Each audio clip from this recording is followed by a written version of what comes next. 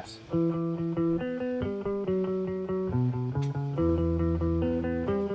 So, how old were you when you first started getting into music? I remember being like, I guess, earlier than 4, because we still lived in Philly.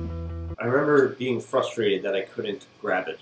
It was in the car. The music was there, and I thought I could tell where it was coming from, but I couldn't. It was really, it didn't make any sense how it was there. It was a presence, but I couldn't see or feel it. I remember making that distinction. Like trying to grab it? You were motioning. Uh-huh. You would physically try to grab the sound from the air? Uh-huh. And then how long from then until you started playing an instrument? I played violin when I was 3 or 4, when I was in preschool. And Parents musical? No. You just wanted, how'd that come about? They just wanted you to play it, or you wanted to play it? You found one somewhere, or? It was a program at this school that I was going to. We made very little money, so I was eligible for this really cool program. When we moved to Jersey, when I was like 4 and a half, we couldn't find a place that could rent us violin at a reasonable price, so I stopped playing. I never played violin until this year.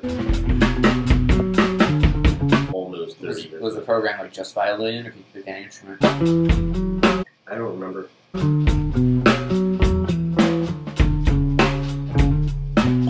So then what happened on your musical journey through this existence? Once in a while you get toy keyboards and toy xylophones. You make do with that. By the time I got to be able to play real pianos, I at least had an idea of what to do. Like, I wasn't just making noise. But I couldn't play anything either. I don't think I learned any songs on piano until I was in my like late teens. Yes. And how long until guitar? When did guitar come into the picture?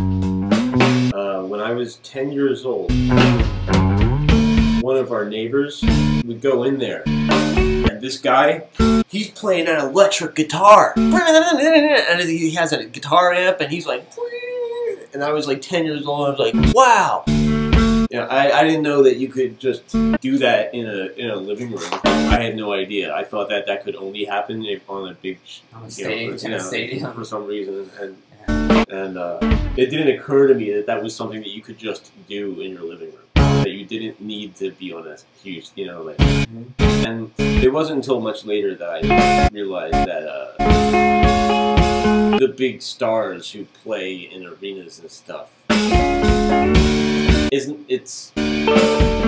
I used to think that like there was like a virtuous board or like a panel of people who chose who was contributing most to society and who was most talented, and it doesn't work like that at all. Instead, the people who are choosing that are like money people. It's different. It's okay. So just by coincidence, I found a guitar in Grandpa's basement. It had 2 strings. So Grandpa played? So no.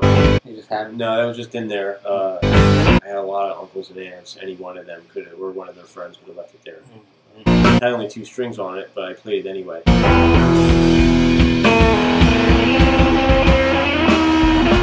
was 11.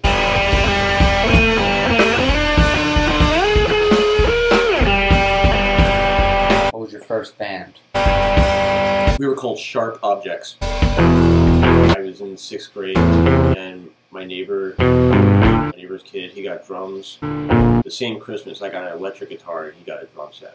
So naturally, we were in a band. We played like really bad, sludgy surf music. It sounded like metal and surf music. We actually did some research. We found a clip of your band. We're going to play it right now. Just kidding, we don't have a clip. There's no clips that exist of Sharp Objects. But we went through a lot of adding other band members and not. So there was a lot of different incarnations of it. So there was around what year was this? 1999. 94, maybe no, 93. Alright, so you go around, I don't know, 20 light years away, and get technology to like look into Earth. Maybe we can recreate it. Well, sound moves slower than light, so shit. I don't think the sound's even gonna make it out there. Never mind, can't do that. Forgot about that. Damn. Alright, so making it, you record anything here? Or you just fucking around? Or play any shows? No, I didn't play any shows until I was 15 or 16. And that was a thing at the school. I don't think I played a show outside of school until I was maybe 18. No, I played at a friend's party when I was 16 and another friend's party when I was 16. That's still not the same as having a gig. And then there was like auditorium shows with like, I was in jazz band in school for 1 year. And I did this thing where we toured Europe, where there was the regional jazz band thing. I was the only one that signed up, so I got it. You got to tour Europe? Yeah, just for 30 days. We did like 7 or 8 shows in 30 days. That's pretty awesome. Where at in Europe? Belgium, Switzerland, Germany, France, Italy. The places you can go with music. Music. Austria. Austria. Now, what did you think of the Austria-Hungary pact? I liked the rolling greens. Is it okay if I smoke in here, or are you guys going to be dicks about it? Oh yeah, you can smoke as long as you give me one.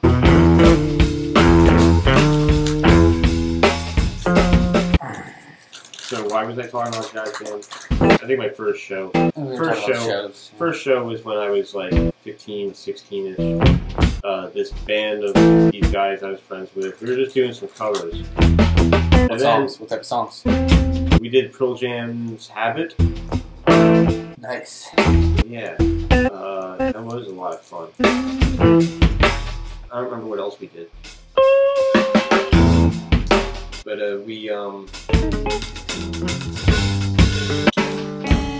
I met this other band. Stefan Schreffler, Aaron Ruppel, Micah Kasman was in the band. They were going to play their last show.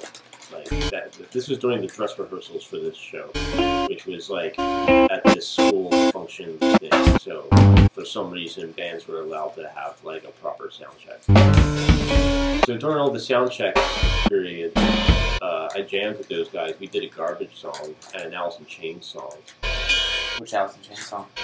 Wood. We did Number One Crush in Wood.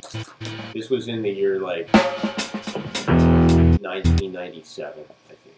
Early 1997. So I spontaneously started this band with these two guys who I ended up playing with for another like 6 or 7 years. 5 years maybe. Which band was that? First we were called, well they were called Waste. So they started a new band with me. We were called October's Lust. After the Type O Negative album, October Rust.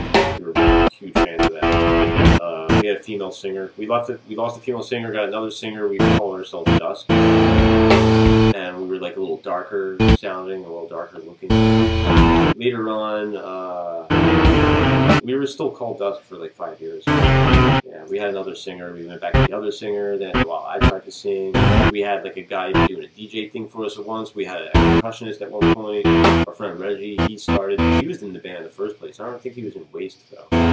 He was in another band with them called Nevermore. Reggie was a huge part of the band for like 3 years, and then he had to go to college.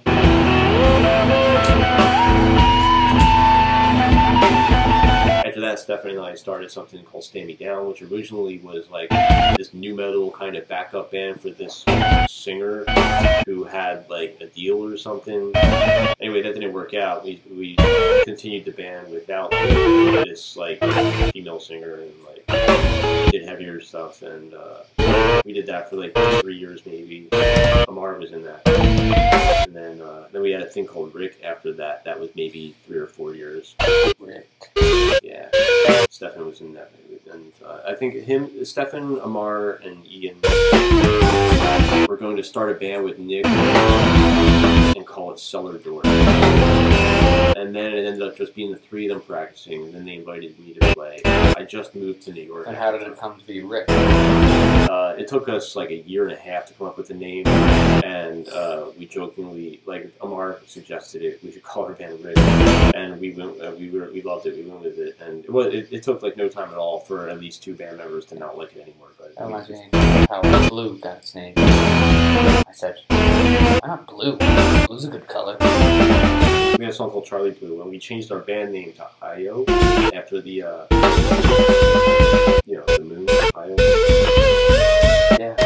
And I don't know if we actually played any shows as Io, but we made some recordings. We had like internet stuff happening for a minute. That was very short-lived, and then by then I was starting to play with Steph.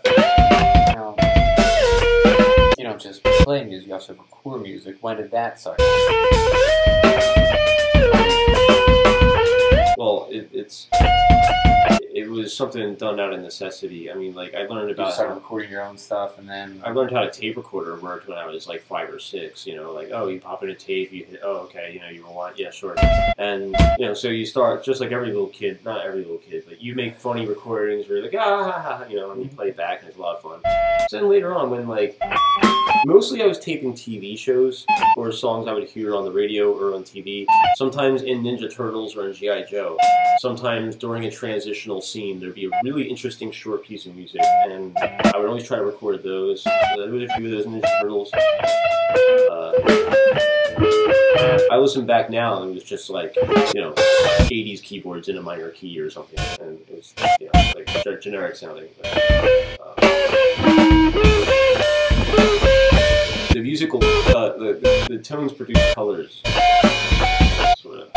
It's not like synesthesia. I don't literally see colors, but I can feel the colors. No, it's kind of like each sound has its own shape to it, and they have their own colors too. And I just kind of like I can distinguish between sounds in a way where it's I can use visual terms, but I don't know. Anyway, so recording stuff was always just like out of necessity. And when I think when I was 15 or 16, I found out you could do it on the computer, of course, and like I found a multi-tracking program when I was 15 or 16, because I knew you could make like one recording on the computer, sure. I had SoundForge, but then I found out about SoundForge Acid. I used SoundForge Acid for like I got really fast with it.